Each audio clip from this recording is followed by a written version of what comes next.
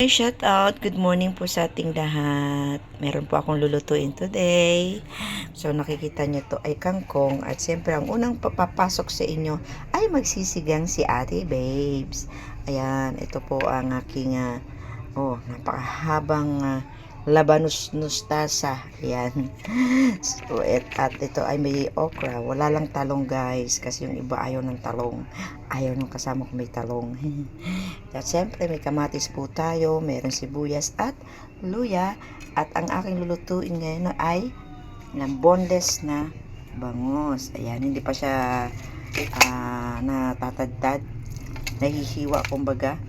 Ito ay aking hihiwain pa. Siyempre linisin po natin ito guys. Yan po ang aking gagawin today. Madali lang po ito, very easy, very easy. Yan. At ito ang makikita nyo, ito naman yung nagsaing na po ako at yung pangalawang hugas ay inipon ko po dito. Yan po yung ating gagawing pangsabaw. Yan. So yan guys, mag-start na po muna ako maghiwa-hiwa sa aking mga gagawin at aking lulutuin. Kala mo madami lulutuin, ano? Ba yun? Yan, sige mag-start na po ako guys. Guys, prepare na ang ating lulutuin. Ayan, hiniwa ko na ang kamatis, sibuyas at pinitpit ko na rin tong ating luya.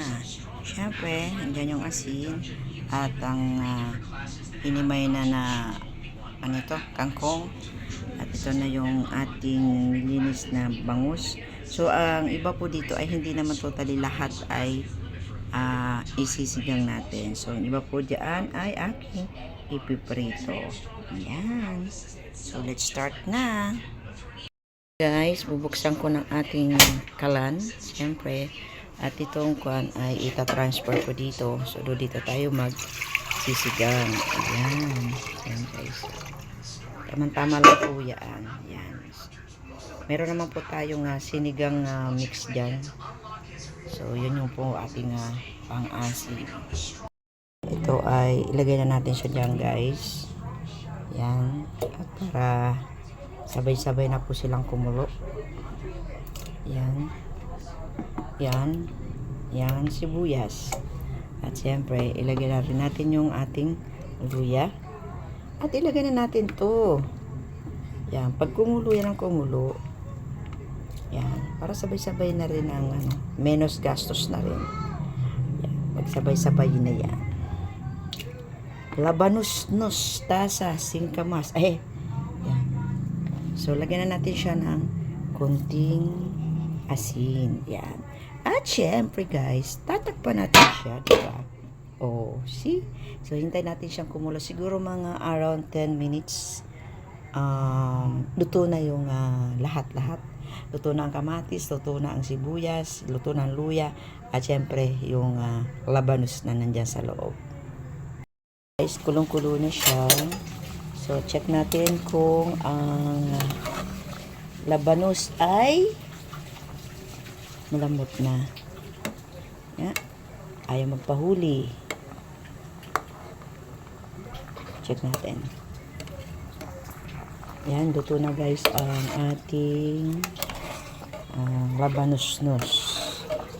Yan. So ngayon, pwede na natin itambog ang ating may ulo, may katawan. Yan, kasi yung iba hindi ko naman lahat isisigang. So yan. Yan. Yun no? Tapos, siyempre, isabay na natin tong okra para hindi man masyadong labog na labog. Diba? Okra. Yan. Para yung isda ay hindi masyadong labog. Siyempre, hintayin na natin siguro mga 2 minutes. Yan. Or 5 minutes ulit. So, ayan guys, tapos na ang nakalipas na minuto. So, ilagay ko naman ngayon itong si talbos. Yan. Si talbos. Talbos ng ano ba ito? Kangkong. Kingkong. Yan. Si kingkong. O, diba? Si kangkong. Siyempre, ganyan natin siya.